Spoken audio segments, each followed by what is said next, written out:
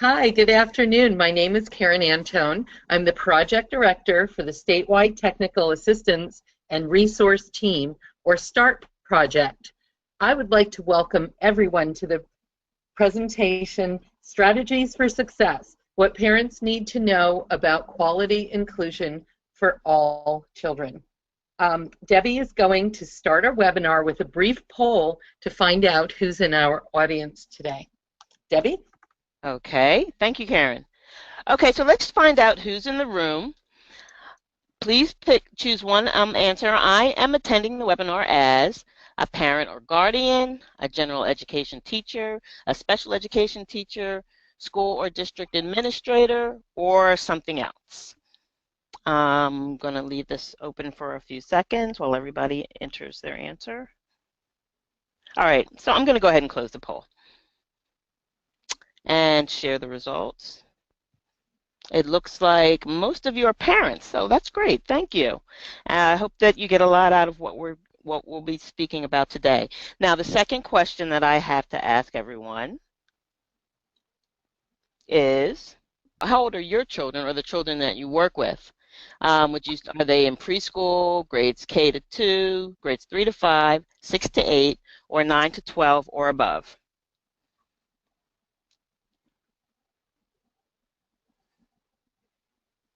Okay, I see about 61% of you have voted. I'm going to give you a couple more seconds. See if we can get some more answers.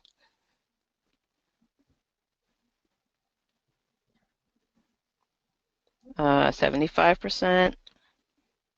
Thank you very much for participating. It makes it a lot more fun when people get involved in what we're doing. It gives us a little bit more feedback too. I appreciate it. 81% of you have voted. Okay, so I'm going to go ahead and close the polls in 4, 3, 2, 1. And I'm going to share the results with you. So it looks like most of you are grades 3 to 5. That's pretty interesting, actually. And I hope that you will get a lot of information, useful information, out of our presentation today. So I'm going to hide that. Okay, Karen? Okay. The START project is funded by the New Jersey Department of Education, Office of Special Education Professional Development, and offers programs and services that support the engagement of families to improve outcomes for students, including developing and supporting special education, parent advisory, and support groups in communities and school districts. We help parents to become informed and active participants in their child's education, partner with educators in improving educational programs for students with disabilities, and particularly in the area of inclusion, and start and strengthen special education parent advisory groups or parent support groups in your area. Okay. I would like to introduce the START team. There's a parent group specialist covering every county to assist parents and professionals with developing special education parent advisory groups, or CPAGs, and other parent groups throughout New Jersey. Presenting today will be myself, Karen Antone, Stephanie Babbitts, Debbie Esposito, and Brenda Figueroa, who will share her personal story of inclusion for her son from out-of-district to middle school inclusion. Tatiana DeGrossa and Monique DeJay-Wilson will be monitoring the chat box and the questions today. I would like to introduce Stephanie for the next slide. Good afternoon, everyone. Over the course of the next hour, you're going to learn how inclusion benefits all children. You will become familiar with strategies and resources that enable families and educators to work collaboratively to create goals to support inclusion. You will hear from a parent, Brenda, and her experience with inclusion for her son, Norberto. Lastly, we will identify next steps for creating an inclusive climate in schools. Now Debbie will ask another poll question. Debbie? Thank you, Stephanie. So, let's see. So what we're what we'd like to know right now is what is the percentage of the day your child is included with their typical peers? Would you say 80% or more of the entire school day, between 40 and 80% of the entire school day, less than 40% of the entire school day, or you're not sure, you don't know? So you can click whichever response is most appropriate.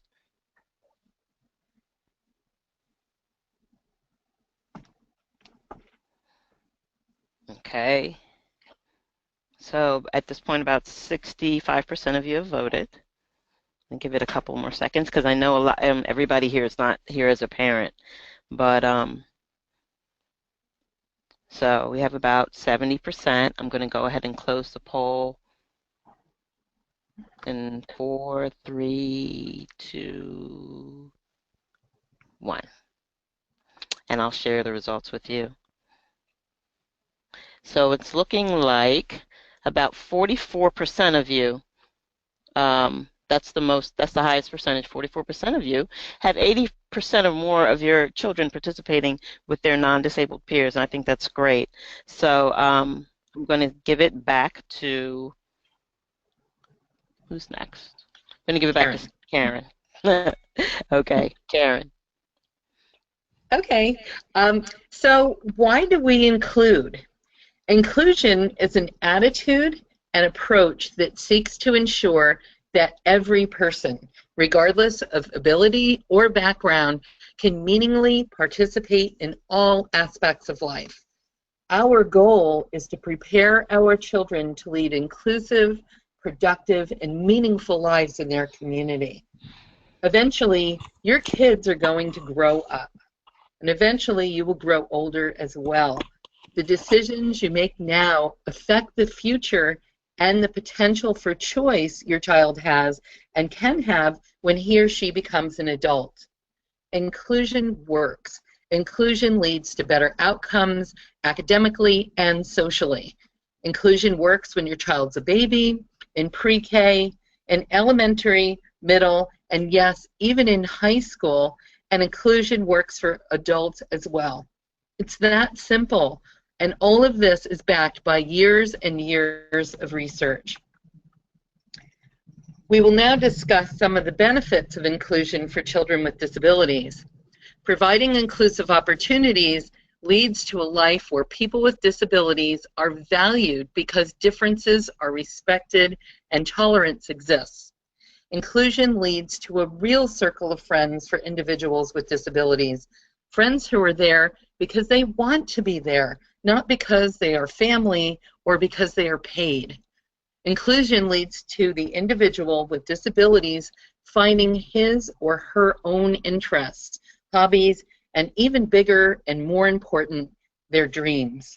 And because they have been raised in a challenging environment, individuals with disabilities who have been included flourish within these interests and dreams and can honestly and earnestly work toward their own dreams. Inclusion also leads to a more independent life. This can mean independent housing, independent self-care, full and more robust choices. Also, families are more integrated into the community when their children are included. Inclusion can also lead to a far better and broader employment choice and opportunity. So no studies conducted since the late 1970s have shown that there's an academic advantage for students with intellectual or other developmental disabilities educated in separate settings. So if you're interested in that research, it's Falvey of 2004. And also I'd like to mention we do have in our handouts, if you look in your control panel, a one-page sheet on the benefits of inclusion, and that's an excellent resource to bring to your IEP meetings. So research shows when students with different support needs learn together, they experience better academic and behavioral outcomes, better social relationships, high school graduation rates, and post-school success. This quote is from swiftschools.org. SWIFT is a national K-8 technical assistance center that builds school capacity to provide academic and behavioral support to improve outcomes for all students. The link for SWIFT will be in your chat box. Okay, now we'll talk about some benefits of parent involvement. So remember, you and your child are important members of the IEP team. Some of the benefits of having a collaborative team are that each member has ownership and commitment to the goals. The implementation of plans are much more successful. Shared knowledge and expertise increase individualization of goals to meet the needs of the student, and new ideas are generated through group interaction that might not be generated through individual work. So working together, a lot of times people can come up with ideas and feed off of each other and come out with really great plans and goals. Also, remember, your child's a part of the team and a member of the team and should be a part of the conversation. Communication between parents in the school is really so important and shouldn't be overlooked. It's important to create a positive relationship with your team. And also, research shows our kids do better when we as parents are active and involved. When you have a child with a disability, being prepared, present, and participating are so very critical. If you want your child's inclusive opportunities to be real and meaningful, then your involvement needs to be real and meaningful. The best way to show your child what inclusion is to be included and involved yourself. We'd like to begin with some terms to ensure that everyone's familiar. So if you look in your upper left-hand corner, you can see an exclusion. Exclusion occurs when students are denied access to students without disabilities. Private schools for the disabled and homeschooling are examples. Private schools for the disabled and homeschooling are examples of exclusion. Separation or segregation occurs when the education of students with disabilities is provided in separate environments in isolation from students without disabilities. Examples include self-contained classrooms, resource rooms. This and exclusion are the restrictive environments. Integration is a process of placing persons with disabilities in general education or inclusion classrooms, quote unquote, as long as the students with disabilities can adjust to the standardized requirements. Inclusive education means that all students attend and are welcomed by their neighborhood schools in appropriate general education classrooms where they are supported to learn, contribute, and participate in all aspects of the life of the school. Inclusive education is about how we develop and design our schools, classrooms, programs, and activities so that all students learn and participate together. IDEA does not use the term inclusion. However, IDEA does require school districts to place students in the least restrictive environment, or LRE.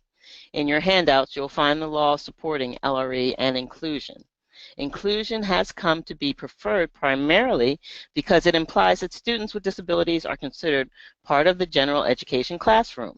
Inclusion means that children and youth with disabilities or special health care needs are actively participating in recreational, social, educational, and developmental opportunities along with their peers without disabilities. It is important to remember that inclusion is not an approach. That inclusion is an approach. It's not a program or a placement. Where LRE is the placement, the primary placement is in the general education classroom, although instruction may also be provided in other settings based on the student's needs. A student with a disability is not removed from the age-appropriate general education classroom solely based on needed modifications to the general education curriculum. Your child does not need to be quote-unquote ready or able to do the same work as their general education peers. So I'm going to go ahead and do another poll. And this time I would like to know, what are some of the barriers that might be preventing you from including your children? And please check all that apply. Would you say lack of classroom supports?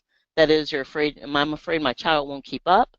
The IEP team is not supportive or doesn't think that your child will succeed. Are you afraid your child might be bullied? Or you didn't have enough information, you didn't know that your child could be included? Or finally, that your child has behaviors that you think may be disruptive in a typical classroom. And like I said, please check all that apply. I'll give you another couple seconds, another minute or two, another second or two.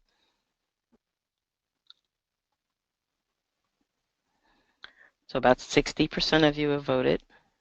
I can see that you're thinking about this one carefully. And it bears that. So think about the reasons maybe that you haven't included your children.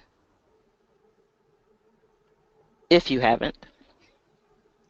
Okay, so 65% of you have voted. I'm going to go ahead and close the polls because there were, I think, about 40% of you who said that your children were included, and that's wonderful.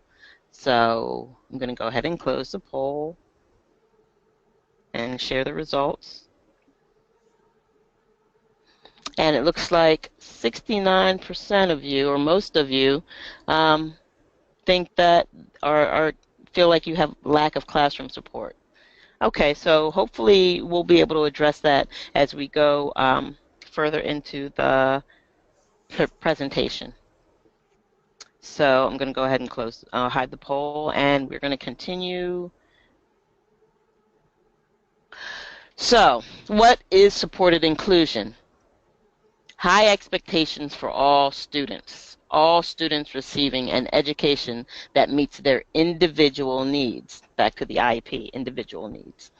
Bringing supports and services to students where they need them in the classroom, including GT classes and programs,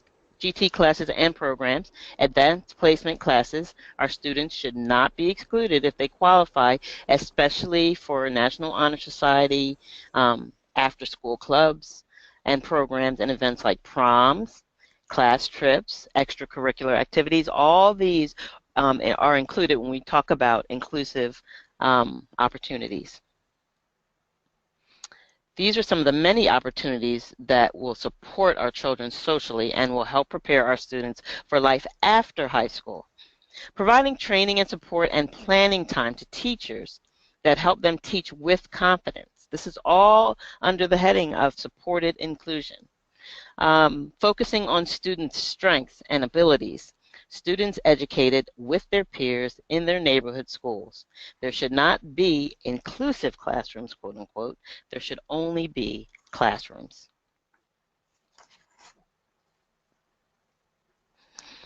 So, what inclusive education is not?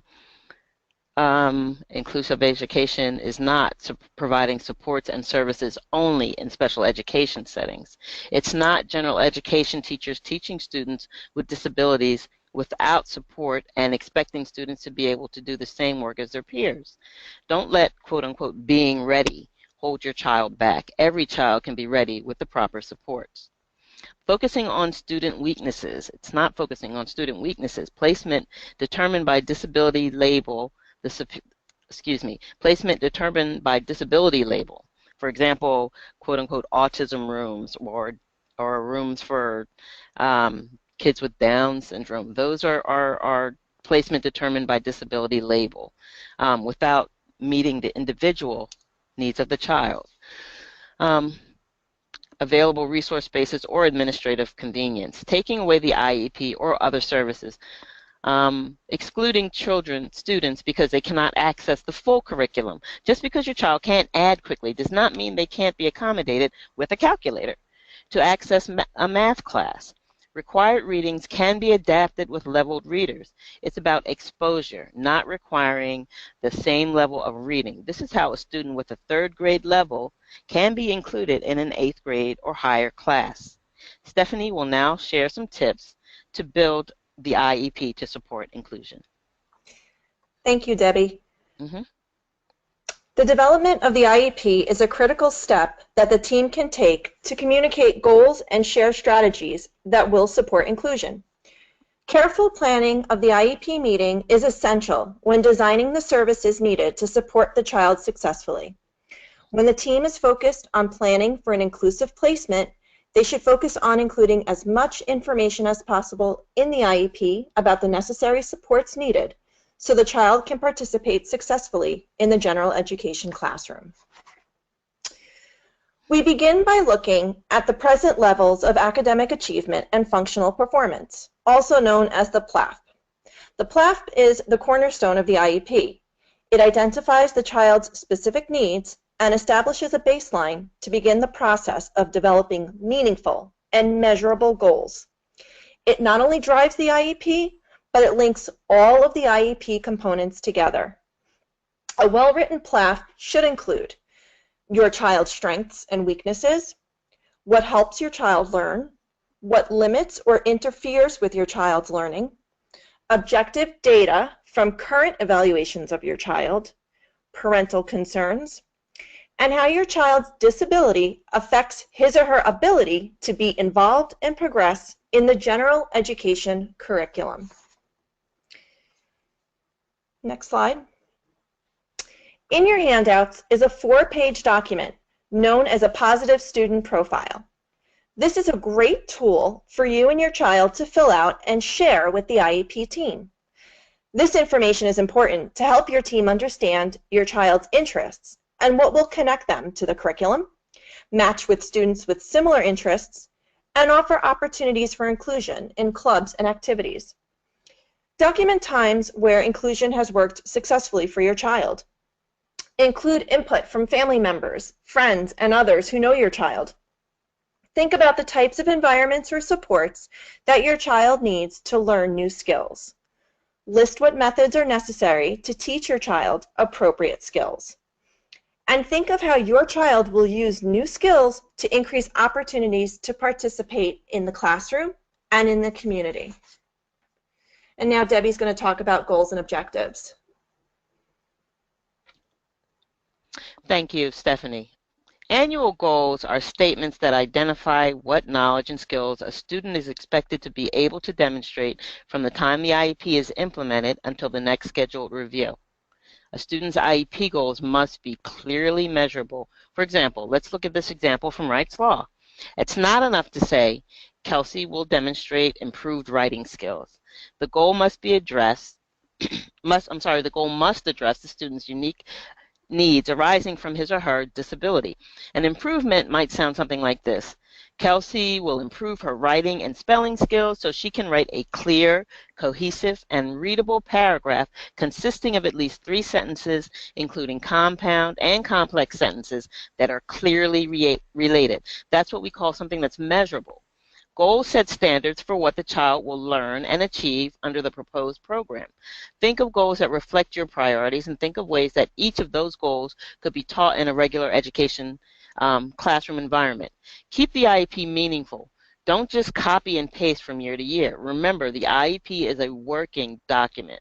Begin with a few important manageable goals and focus on the areas that are most meaningful for your child.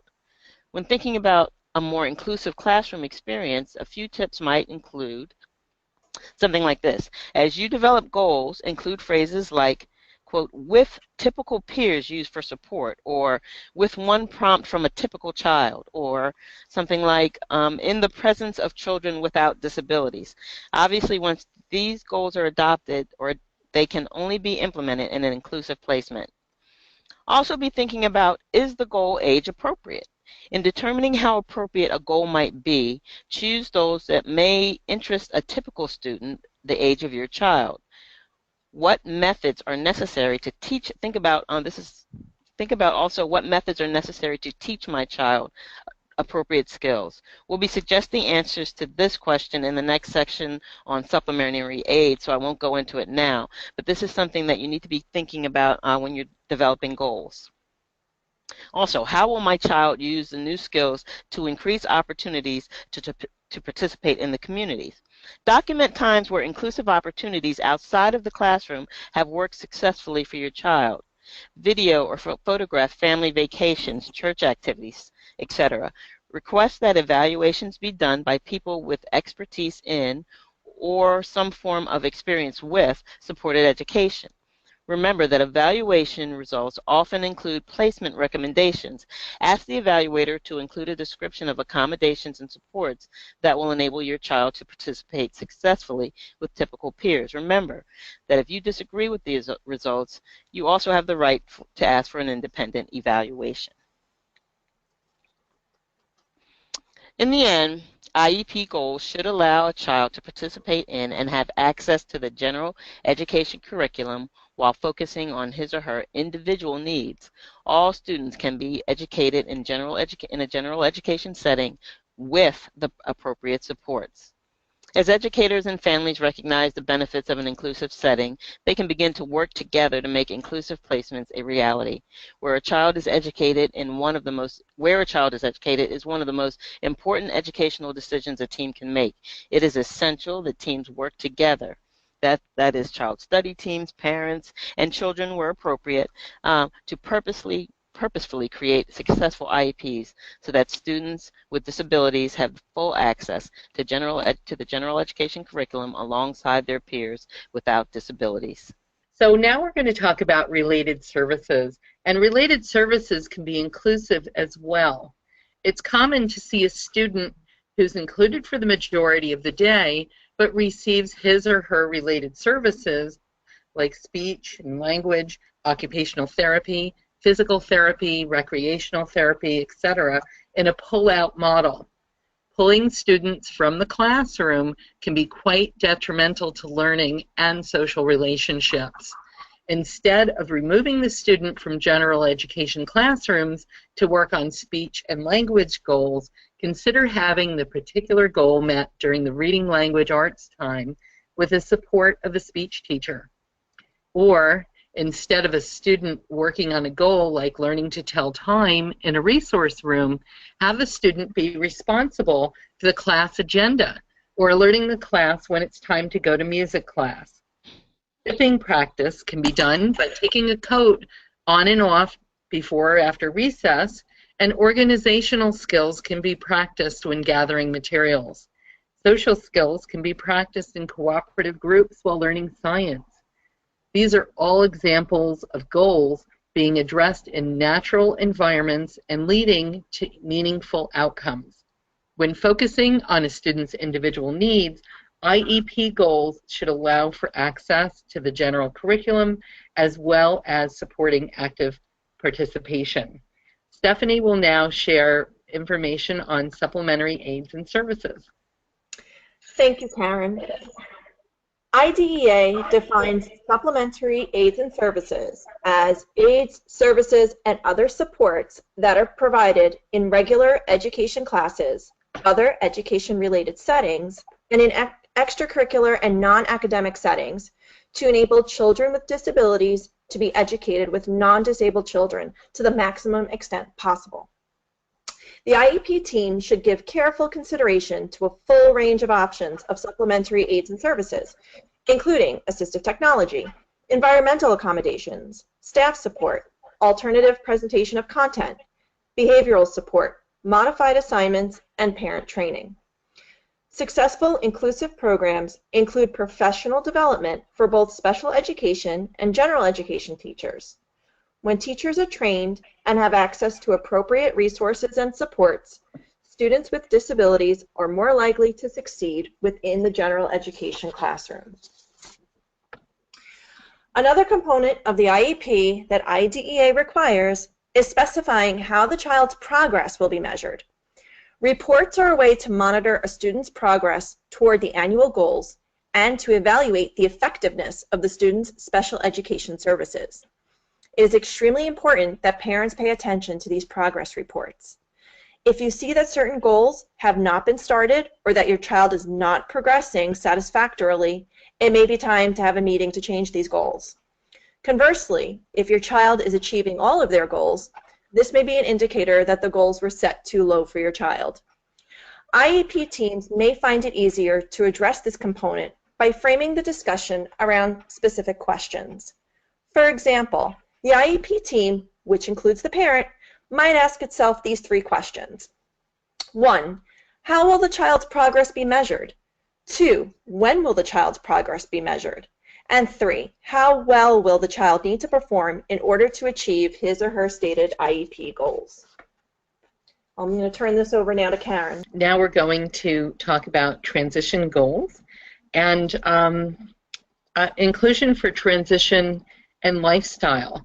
Here are some statistics that parents need to be aware of. After high school, 70% of students with disabilities are underemployed, underemployed, unemployed, or stay home. We need to prepare our children for life after high school. Another statistic is that youth with previous paid work experience were 4.53 times more likely to achieve integrated competitive employment. So it's really important that our kids receive this type of training while they're still in school. 73.3% of students receiving transition services starting at age 14 become employed versus 45.2, which is a much lower number, at receiving transition services starting at age 16. So the younger you start, the better, and we need to focus on independence as early as we possibly can. And most importantly, the highest predictor of positive student outcomes after high school is high expectations from parents. These are the 4 major factors that have the greatest influence on achieving positive outcomes. So the first one is inclusion in opportunities in general education. And that means classes and extracurricular activities with non-disabled peers. Meaningful work experience. This can include job shadowing, internships, volunteering, or paid work experience. Independent living skills. Life skills required to live independently. Self-care, including personal hygiene, health advocacy, and what to do in an emergency. Also, cooking meals and planning, learning how to manage finances, community safety, and transportation training. Recognizing where supports are needed and learning how to advocate for them. That's one of the things that our students really need to learn, is how to ask for help when they need it. And student support. Network of family, friends, educators, and agencies that provide services to facilitate transition. Another student support that's really important is inclusion with their peers, not just at school, but also in the community. So if you sign up for emails from SPAN for upcoming training and regional events, we have workshops and webinars, teleconferences, and conferences focusing on transition and a variety of other topics. So Debbie's going to now conduct another poll. Debbie? Okay, thanks, Karen. So, next poll, we'd like to know, is your child included? So, are they included in your family events, school events, and community events? Click all that apply.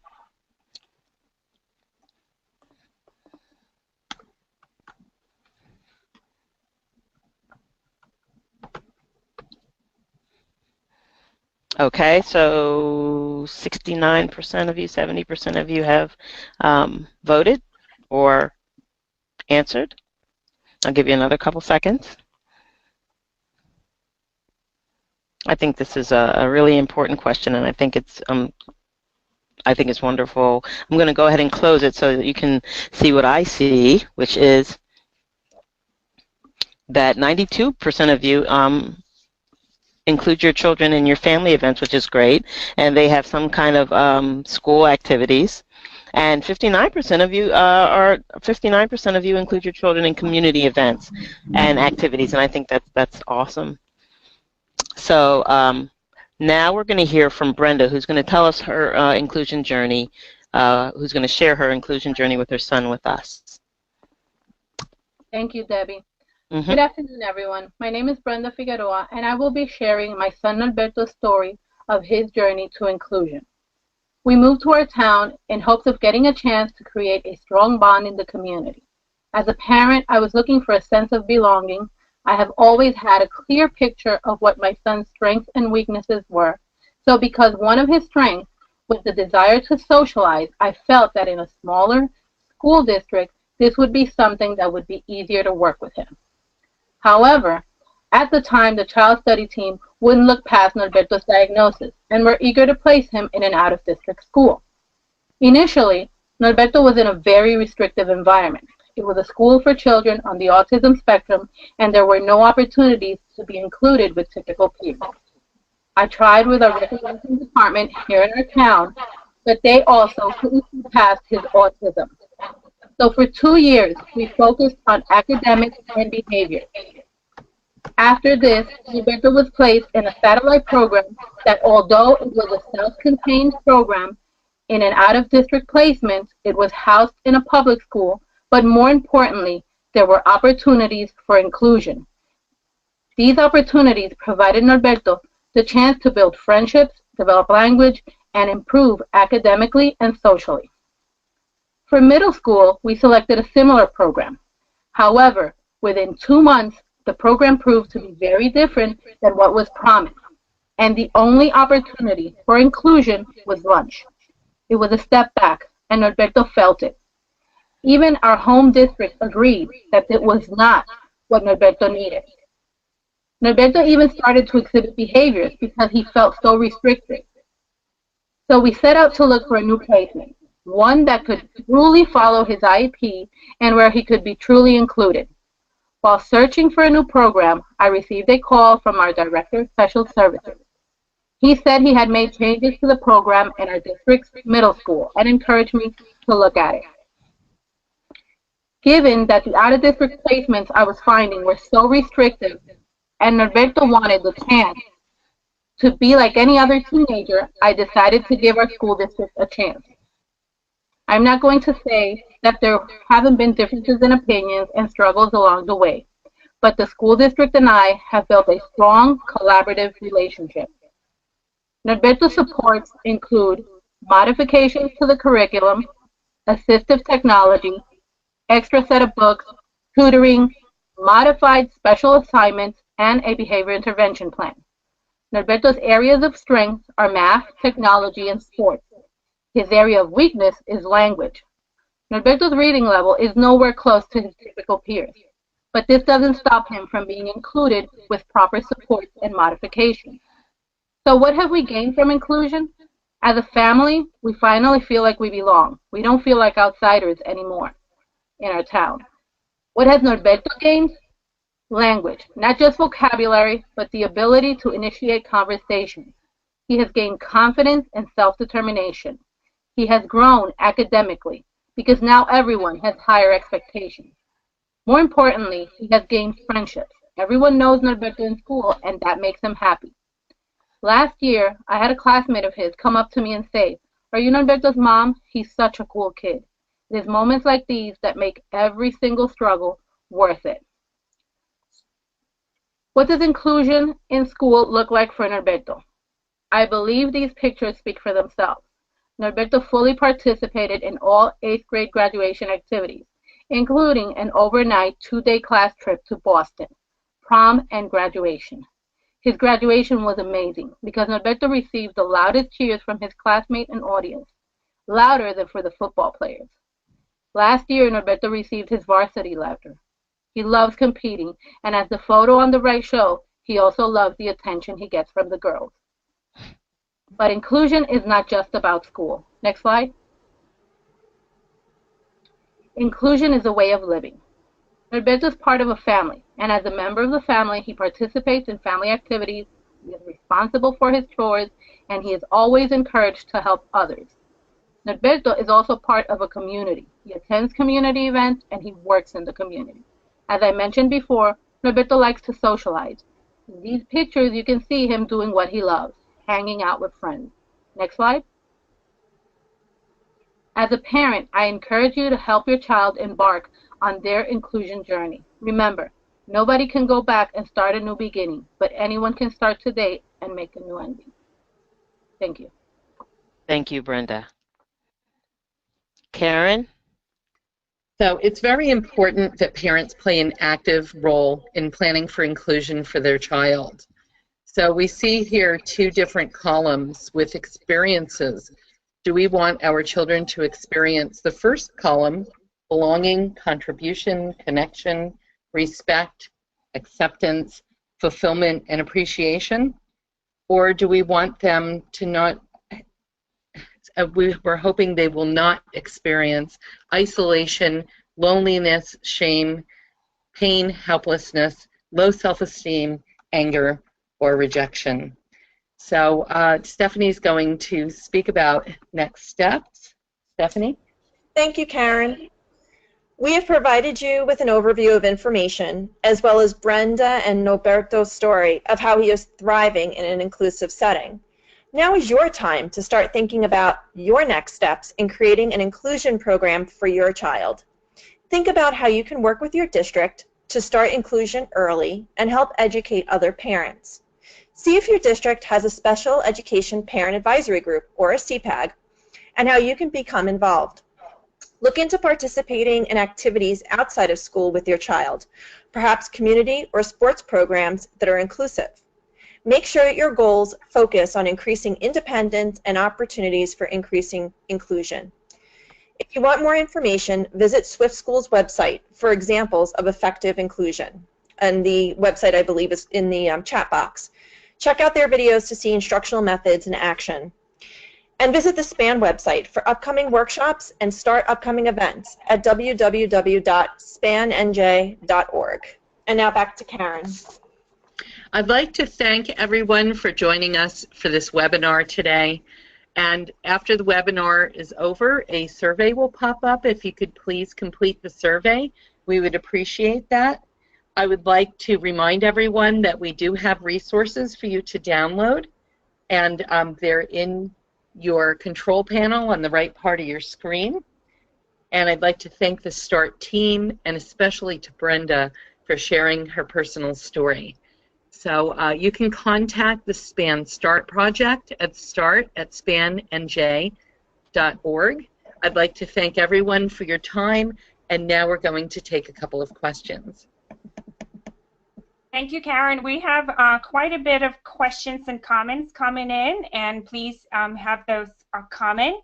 The first question we would like to ask is coming from Kathy, and Kathy would like to know, I asked child study team to include specific information about how my child was performing academically in his PLAF, present levels of academic achievement and functional performance. They included some things, but not all. Is there anything I can do about that other than writing a statement to be included under parental concerns? Well, Stephanie, would you like to take that? Stephanie? Oh, I'm sorry. Hi, I'm sorry. I was just trying to get something.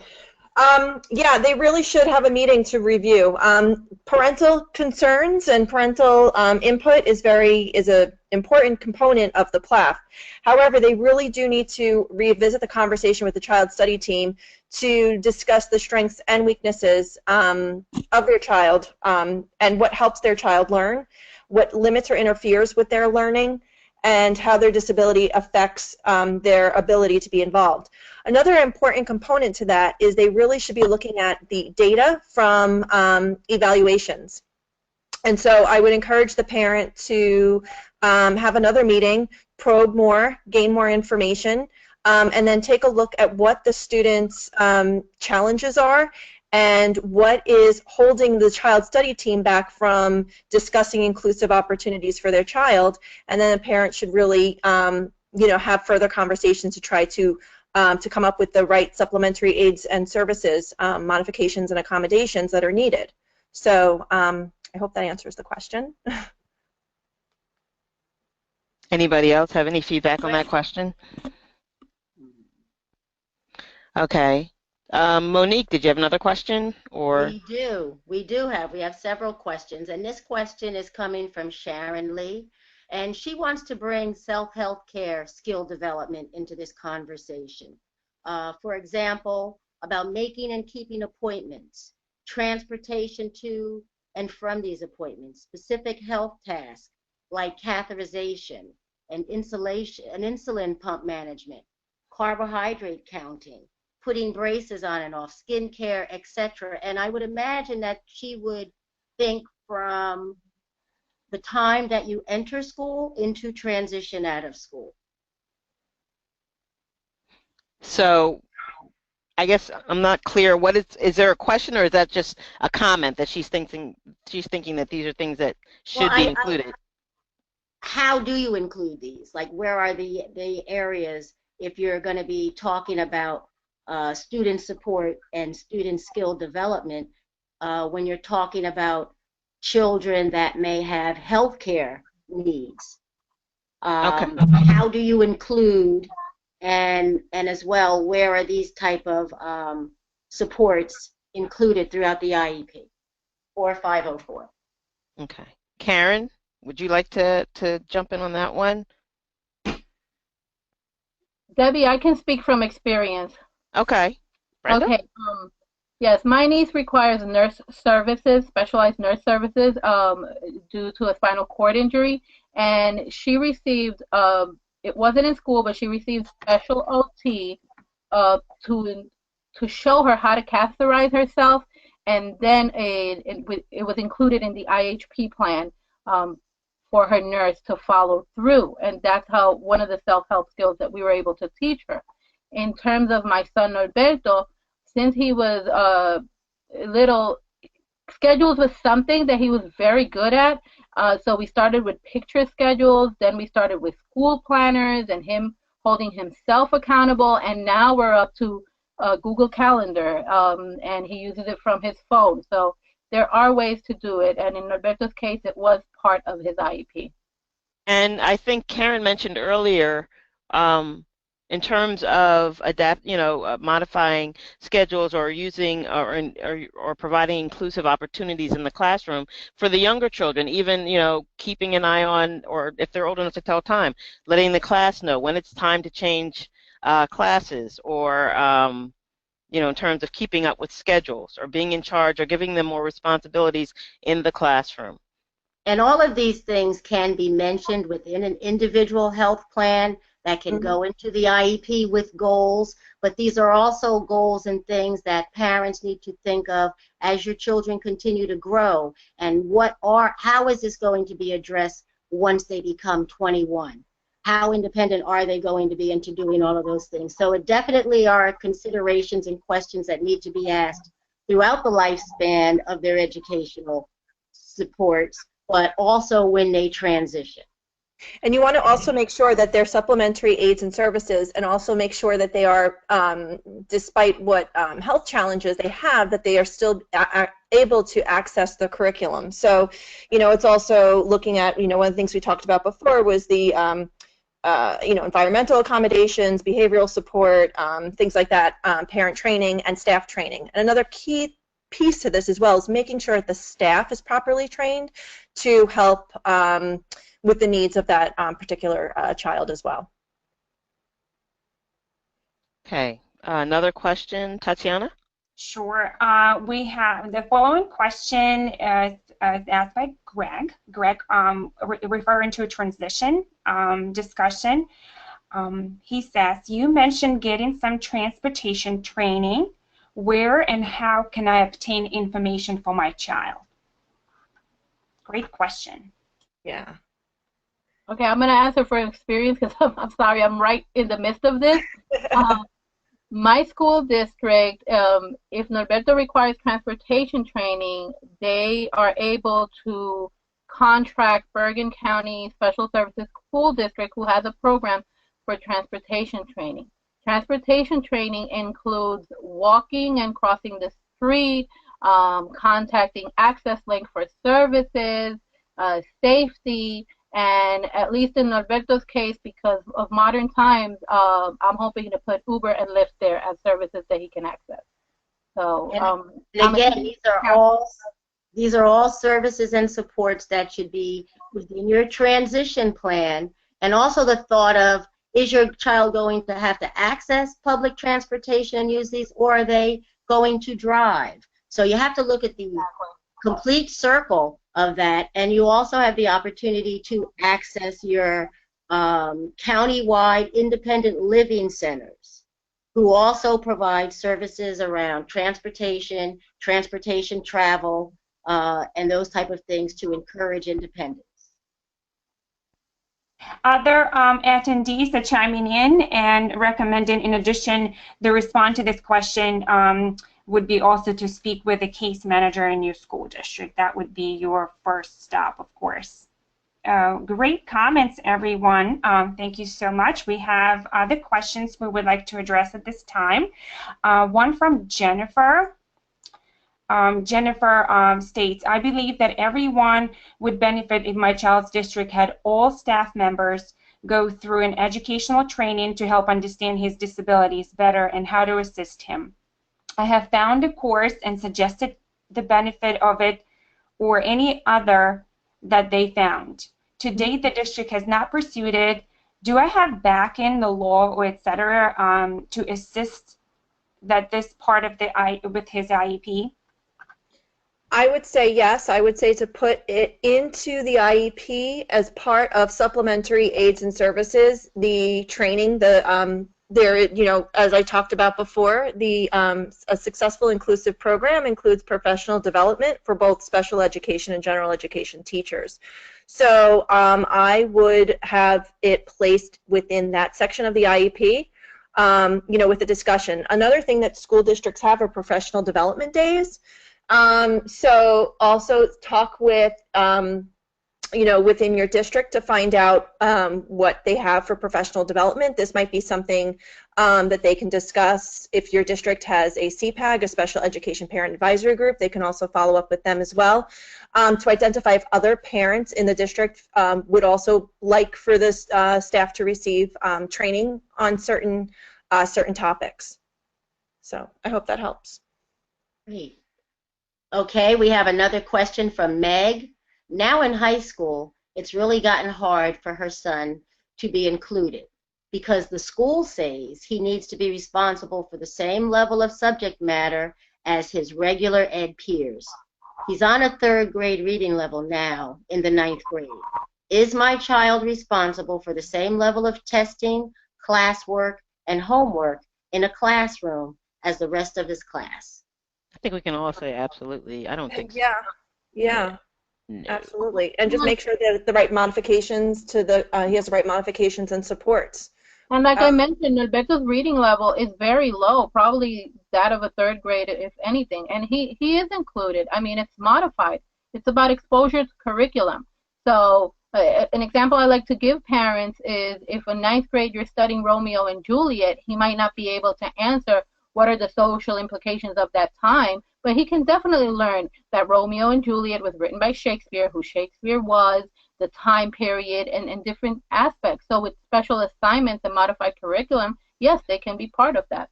Right. So I think, Meg, that's your question, that yes, he is supposed to be, he is responsible, but modified curriculum to where his level of reading is. Mm-hmm. Thank you. You guys were great. I think we have time for maybe one more question. One more. One more, okay. Here's the question from Miriam. Is it legal for child study team to only recommend for a child to be transferred to another school that offers a special education teacher and not the school where he's attending? We often hear a question like that or get questions like that, right? Educational placement is a team-based decision. It's parental input. You know, IDEA specifies that parental involvement is very important in the formation of the IEP. So there needs to be actually a conversation on that part with parent involvement. Perhaps parent can do observations herself of various classroom settings to see where she thinks her child may best benefit from the educational setting. but it's really not appropriate for the child study team to tell the parent where they think the child belongs. It needs to be a shared conversation with parental input. Yeah. Anyone else? Yes, we have a ton of questions. If I may go ahead and ask a few more. My 14-year-old has bouts of aggression. I'm sorry, Tatiana, I don't want to cut you off, and you can go ahead and ask your question, but for people who have to go, I just wanted to let everybody know, or just to mention, that you can always contact the START project if you have more questions that we're not able to answer right here. And also, if you want to hear a final word from Norberto, you can go to the START website where you clicked on the registration link for the inclusion, for this inclusion webinar, and you'll find a little word from Norberto that we weren't able to include in this presentation. So anyway, Tatiana, go ahead and ask your question. I'm sorry. Sure, no problem. Selena is asking, my 14-year-old has bouts of aggression, punching and shoving. Can he be included?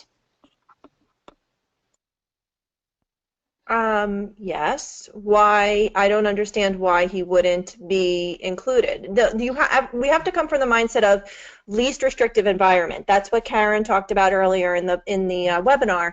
Is school districts, parents, we need to think from the mindset of what we go from the least restrictive environment when thinking of the educational placement. We also go back to talking about the right supports and services. Has the child had an FBA? If they do have a behavior assessment. A functional behavioral assessment. If they've had an FBA, has a behavioral intervention plan been put in place? Has there been proper training of staff on that behavior intervention plan, and is it being implemented? Those are the kind of things you have to look at in this particular case. So I'm not sure, given the limited information we have, but we should always come from a place of, yes, they can be included. Now let's figure out how. So that's my take on it. I think that's correct. I mean, you know, obviously we don't have all the information, but just to say that my child has behaviors, and that's no reason to prevent them from being included. There are supports that can be provided. So what you want to do, like Stephanie says, and Monique says, you want to go back and have that conversation and say, okay, well, what can we do about this? Okay, my child has behaviors, so what are we going to do next? What's next? Right. Well, and again, if there's behaviors, I would want to know what's causing the behaviors, and that all goes back to a functional behavior assessment to see what the antecedent is that's causing the behavior. Yeah. Bottom line is, yeah, behaviors by themselves do not should not prevent your child from being included. Yeah. I have.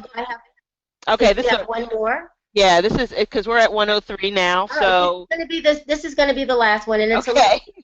This is from Diana, and she's asking if inclusion can be a part of a preschool program. She has a 3.5-year-old. Yes, inclusion should start as earliest as possible to create an inclusive setting for your child. It begins, as Karen mentioned earlier in the webinar, it begins at birth. I mean, inclusion should really begin as soon as possible, and to work with the preschool program on creating inclusive opportunities for your child. Yes. And the second part of that was they are currently in a special education preschool program because of language. Okay. Okay. And that still should not deter from being included in a regular preschool program. They will learn from typical peers. There's modeling that happens, and the best way for a child to learn language in an educational setting is to have typical peer models. So perhaps there is the one-to-one speech therapy and group speech therapy sessions, but there should also be opportunities for interaction with other peers for peer modeling. So and there you go. Back to you, Debbie. Thank you. Just one thing I would like to add, this is Karen. Every conversation about inclusion at the IEP before placement is decided should start with what would it look like with this child in a general education classroom, and then what supports are needed or goals do we need to create to have them be successful there. So that's where every conversation, that's where we should start, and then work from there, going down the continuum. Maybe we need to pull out or bring in supports, but always start the conversation with, gee, what would it look like for my child to be in the classroom all day long with his typical peers, and what do we need to do to get them there? Yes. Tatiana, I don't know if you wanted to mention something else about the contact NJ. I'm not familiar with that acronym, so if you wanted to speak a little bit about that for a minute. Sure. Several of our colleagues from SPAN are also on this webinar, one of them being Mary Gerg, and she's reminding us that we have one of the projects that SPAN is involved is New Jersey Inclusive Child Care Program, and they are specifically working on supporting and sustaining inclusive child care programs, and they could help with preschool inclusion and specific questions. And I would be more than happy to put their her contact information and additional information about the work that we do around inclusive child care programs throughout the state in their chat box in just a second. Okay. All right, Karen, do you have any final comments or thoughts? No, I just want to thank everyone again for participating and attending our webinar. Thank you. Thank you, everyone. Okay, thank you.